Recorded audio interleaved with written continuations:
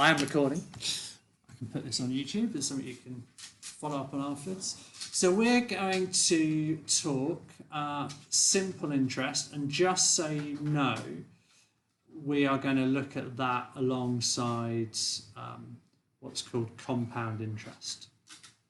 Right? I'm sure you have done this before. I'm sure we talked about this last year. So simple interest is an example of an arithmetic sequence.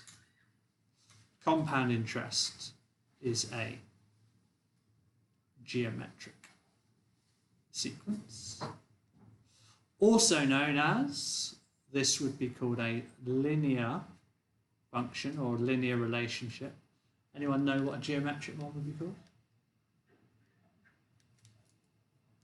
Begins with E.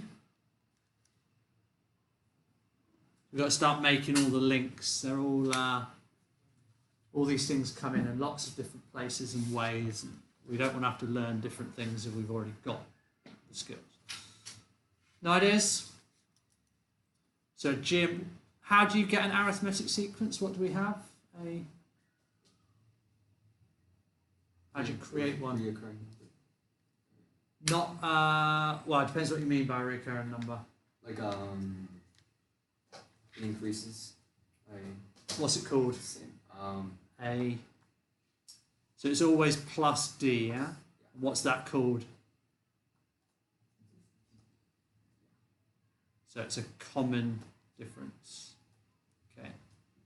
That gives us a linear function. Do you remember what a linear function looks like in terms of an equation? I said y equals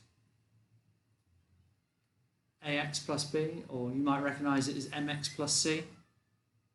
Recognise that? Yeah? Straight line graph. What does m represent?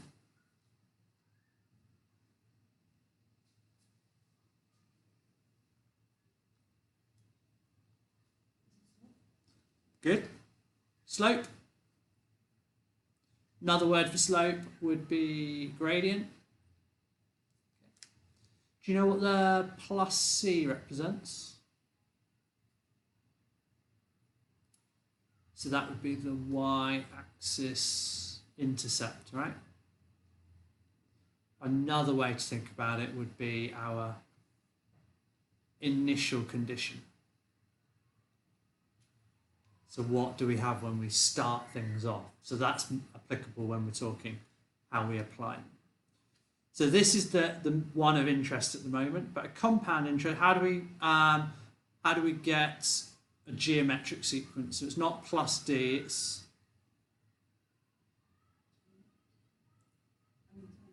times R, good. Okay, and times R would be called a common ratio. And that would be an exponential function. Does anyone know what an exponential function looks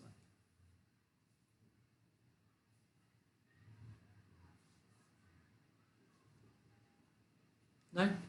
Well, hopefully you'll start recognising it with the formulas for geometric sequences, arithmetic sequences. So this would be basically something to the power of x. That's the basic exponential function. Right? Y equals something to the power of x. So if we just look at those, can you remind me what the formula for an arithmetic sequence was? Feel free to look at notes or formula booklets. U1 bracket n minus 1 bracket d. Not quite. You missed something. Plus. Plus. Yes. N minus 1. Lots of d. All right. And do you remember once I've put numbers into this and I expand this out and simplify, it'll end up looking like this, yeah? And what about a rule for a geometric sequence?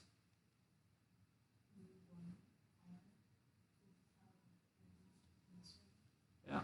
So do you see the similarity? So what would A be if it was just a sequence? What would it relate to? Oh, yeah. So this would be the thing that you multiply by. All right. So that would be our geometric sequence. And slightly trickier to see because we haven't got it expanded. What do you think would relate to the D common difference in the linear function?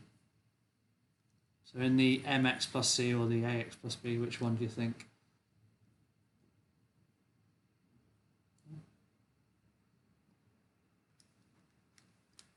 What does slope mean, by the way? If you had to explain to someone what slope was. Yeah, it is. That's how I would calculate it.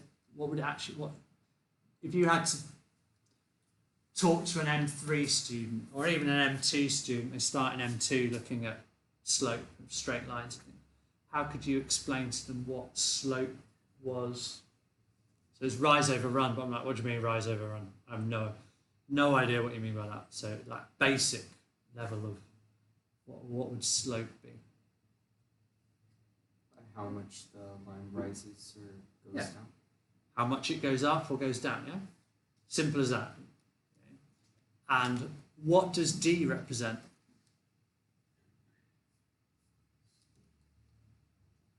It's the common difference. So how do you find it? It's what the sequence goes up by. So can we think that the D relates to the slope? And it does, you know.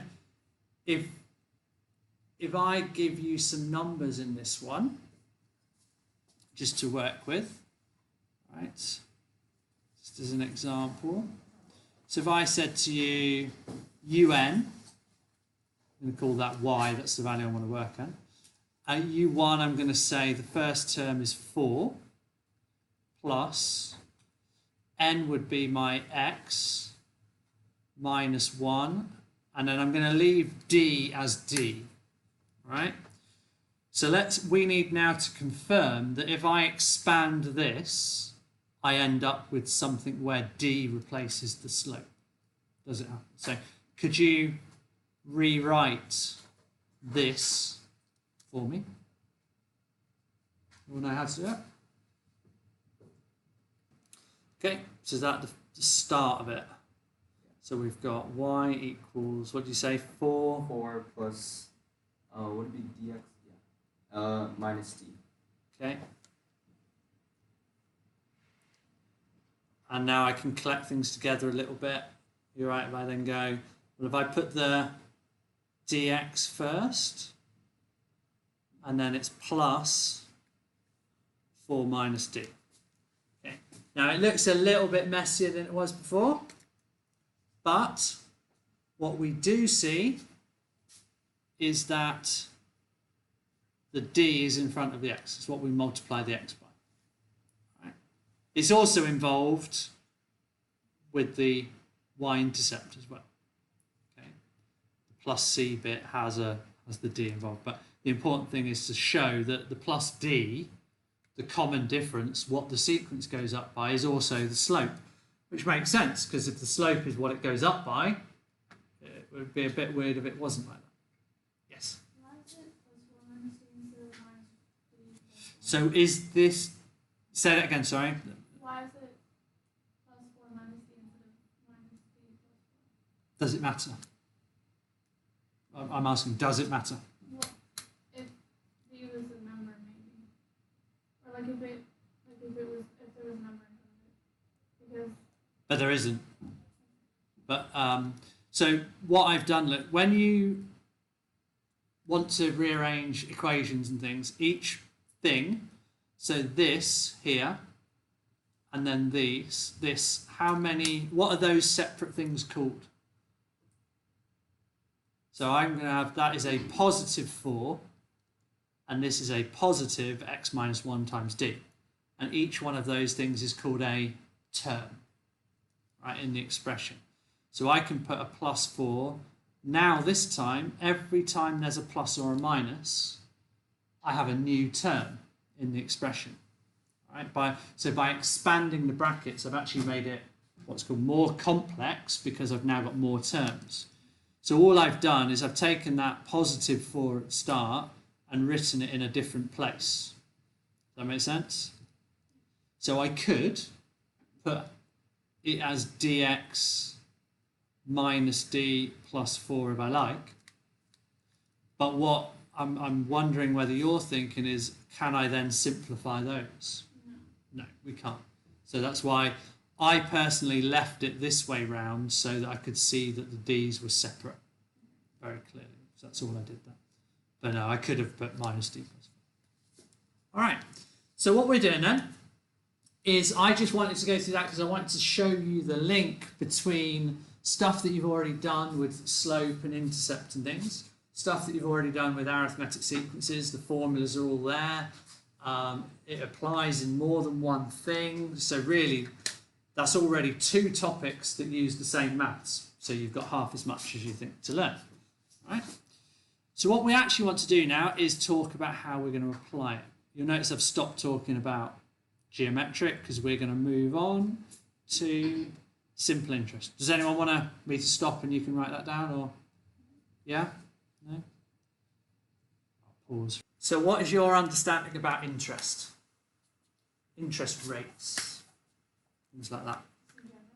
Yeah. So, what do you know about it? Forget the word simple, just interest.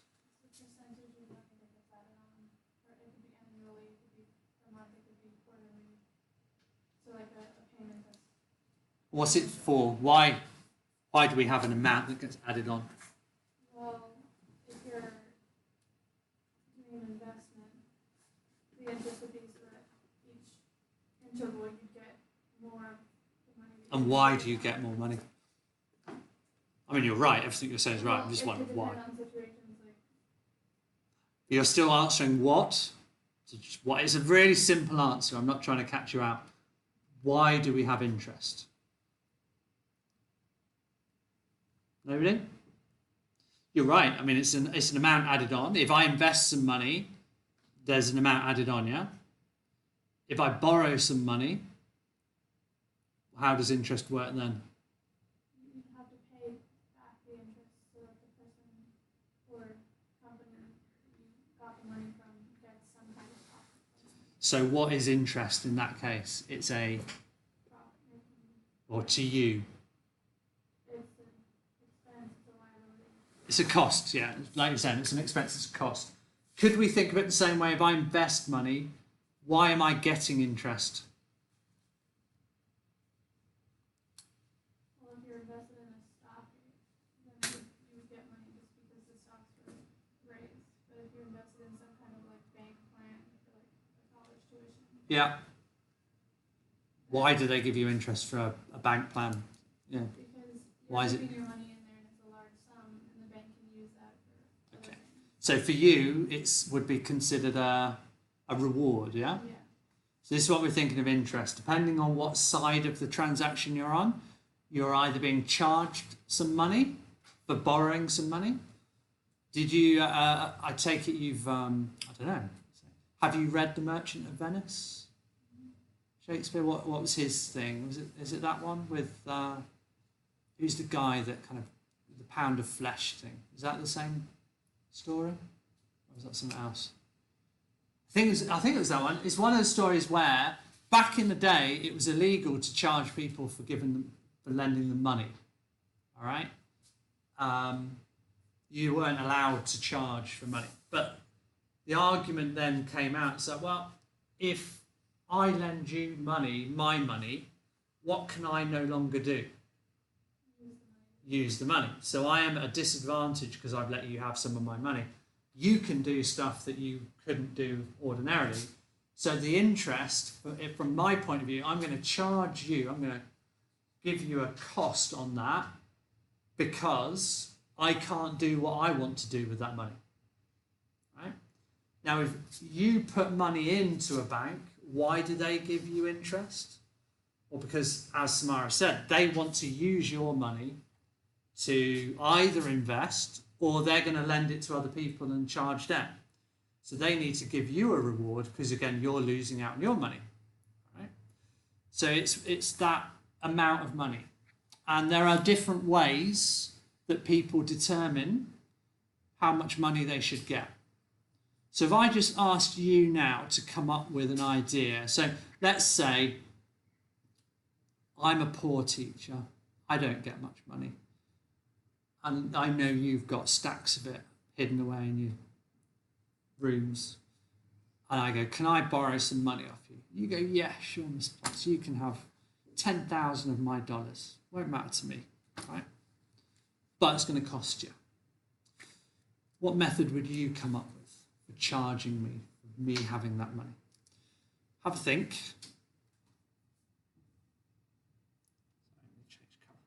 We've got our interest is equal to the capital. What's the capital in here? 10,000. So the capital is 10,000 multiplied by the rate, which is 1.5. But what do I actually have to write? Be 0.015. Okay. Multiplied by the number of interest periods. 60. Good Paid question. monthly for 5 years. 60. But this is that's why I chucked it in there. Because what does PA mean? Per annual. Oh, so Per annum, So which that's is per year. year. It's still times 5. It's just Yeah. you have to pay. You wouldn't have to pay that every month. You would pay a portion of that. So this bit, paid monthly for 5 years, right? It means I'm going to pay it back monthly. But the charge will be calculated with the one. This is why simple interest is simple. Compound interest, very different problem. Okay? But simple interest. So what would be the total interest that I would have to pay? So 10,000 times, so that is working out 1.5. So this bit here is working out 1.5% of 10,000. Okay? And then this here is then the number of years. So what would be the total interest that I will have to pay back? 750 dollars. So just so you know then, the cost of the loan is what? It would be 10,000.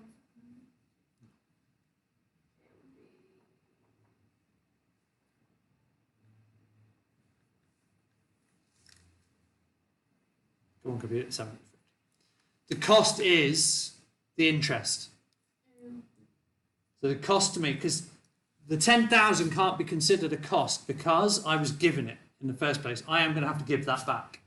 You know, if I could borrow 10,000 from you and just give it back later on, life would be laughing. I would always go to the bank and go, yeah, can you give me $1 million, please? I'd invest it for a couple of years, make a few $100,000 on it, and then just give the $1 million back. Yeah, and then I've got some. I'd never have to work. Awesome, but the trouble is they won't give it you without you paying something. So the cost is the interest. So what you could think about doing is borrowing money, investing it, making more than the cost to you of the loan, and then giving it back, and then you're left with money. Why doesn't that happen?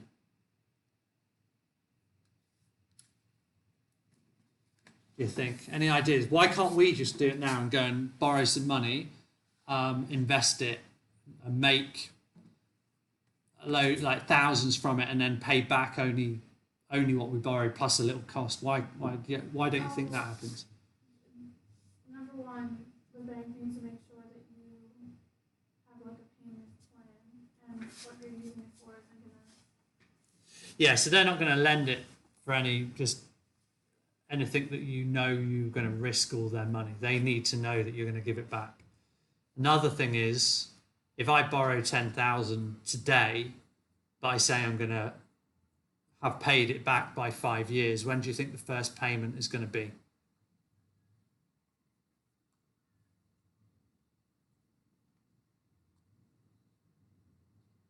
Well, that would depend on what the bank agrees.